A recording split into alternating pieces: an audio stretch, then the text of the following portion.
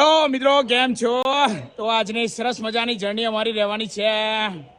ક્યાંની છે બતાવું તમને.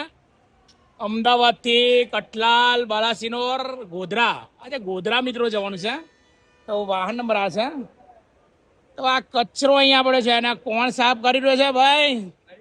શું નામ છે તમારું? બોલો.